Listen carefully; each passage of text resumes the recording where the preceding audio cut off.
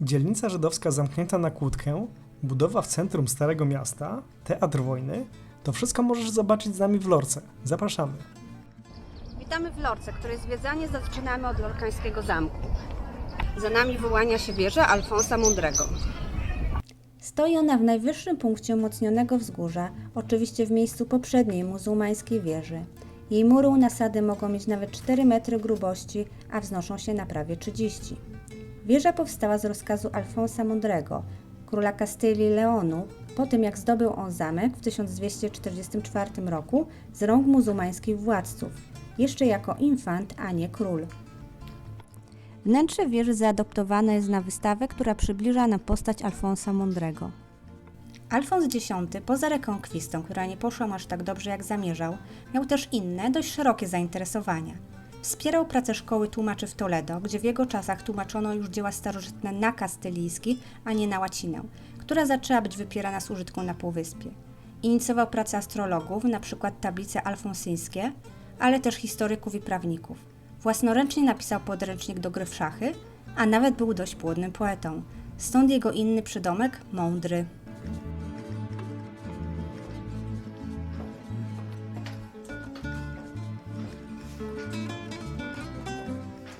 Z wieży Alfonsa X rozpościera się zapierający dech w piersiach widok na Lorkę i okolice. W roku 2011 Lorkę nawiedziło trzęsienie ziemi o sile 5 stopni w skali Richtera. Widoczne poniżej budynki po części są już dokonaną po tym wydarzeniu rekonstrukcją. Niesamowite są te widoki, niestety widzialność dzisiaj jest dość kiepska, ale i tak warto jest tutaj przebywać. Opuszczamy wieżę Alfonsa X, żeby zobaczyć pozostałe obiekty Fortaleza del Sol. A dokąd teraz zmierzamy? Kierujemy się teraz w stronę dzielnicy żydowskiej.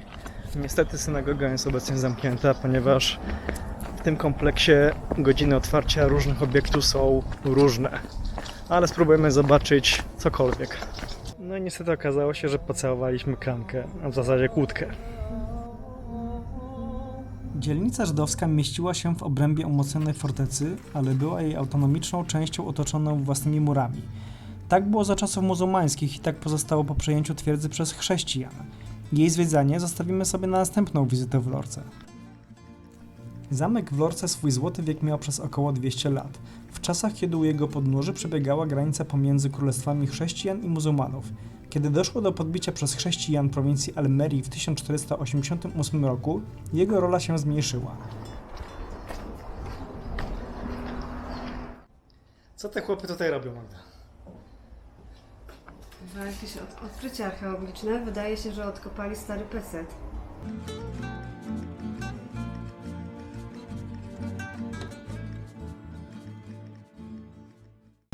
Niestety trochę mamy podgórkę, ale na szczęście się ochłodziło, chmury przyszły, więc pewnie za chwilę będzie padać. Z końcem XV wieku graniczny garnizon jako zbędny opuścił twierdzę. Niedługo później swoją dzielnicę i całą Hiszpanię musiała opuścić ludność żydowska. Pozostali mieszkańcy stopniowo przenosili się na równiny poniżej umocnionego wzgórza i twierdza opustoszała. Ostatni epizod, kiedy zamek był wykorzystywany militarnie, miał miejsce w trakcie wojen napoleońskich, kiedy to forteca na krótko powróciła do funkcjonowania. Odbudowano umocnienia i zainstalowano baterie armat. Na końcu naszej wycieczki po fortyfikacji trafiliśmy do sklepu z pamiątkami, w którym planujemy zakup kubka, który będzie nam przypominał o tym wspaniałym miejscu. Ta część naszej wycieczki po Lorce dobiega końca. Wychodzimy z zamku w kroplach deszczu.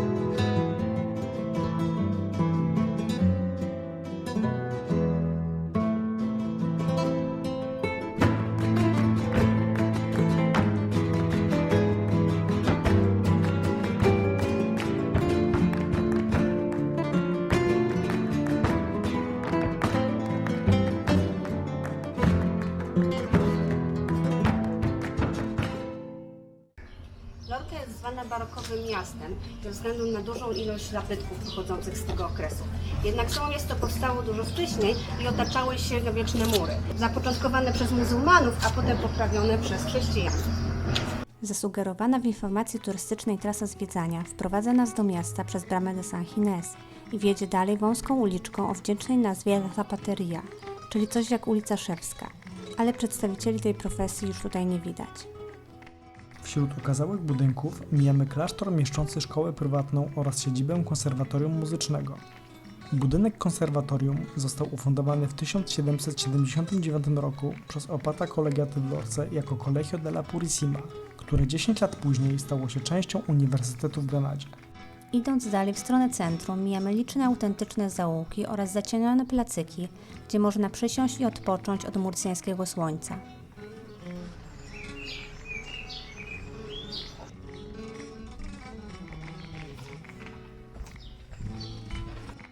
Spacer La Zapaterią kończy się na głównym placu miasta, Plaza de España.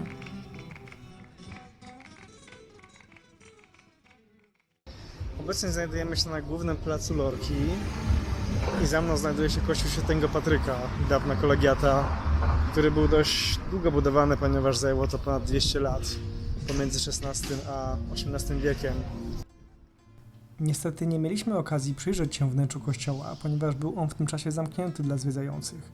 Tak więc mamy kolejny powód do odwiedzenia Lorki ponownie. Oprócz kolegiaty na Plaza de España znajdziemy jeszcze tradycyjnie Ayuntamiento, czyli lokalny ratusz.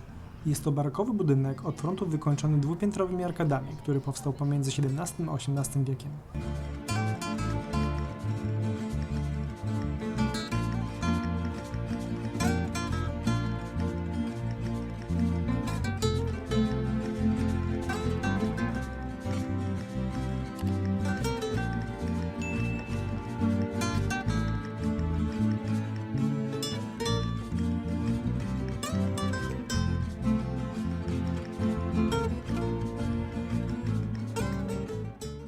A teraz pora na przystanek w lokalnym barze.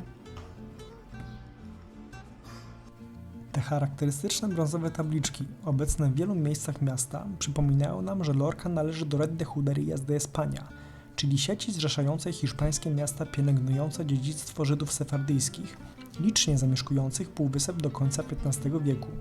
Niestety na mocy dekretu z Alhambry, wydanego 31 marca 1492 roku, przez Izabelę I Kastylijską i Ferdynanda II Aragońskiego, Żydzi zostali wypędzeni z Królestwa Hiszpanii.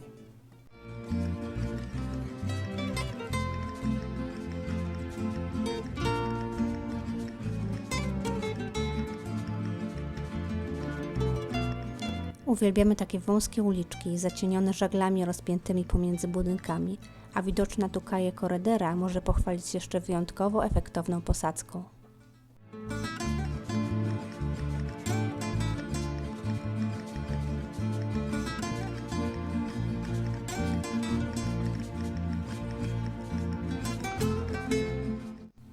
A wiecie, co kryje się w tym dużym łososiowym budynku? To Teatr Gera. Brzmi jak wojna. Nazwa wydawała nam się dziwniejsza niż kolor, ale mały research wyjaśnił, że w tym wypadku Gera to nazwisko XIX-wiecznego aktora Ceferino Gery.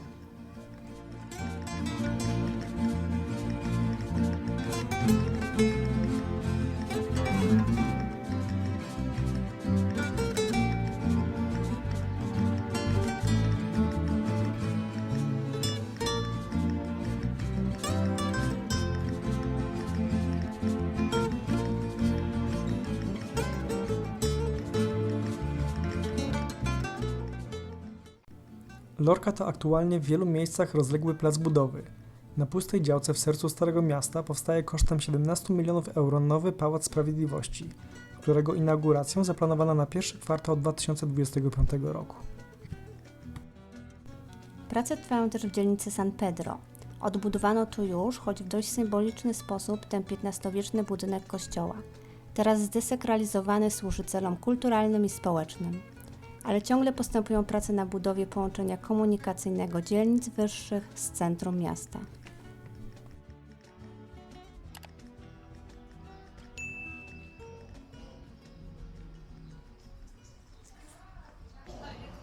Nasz czerwcowy spacer po Lorce kończymy na typowym murcjańskim placyku na tęczowej ławeczce. Dziękujemy, że byliście z nami i zachęcamy do subskrypcji naszego kanału. Cześć!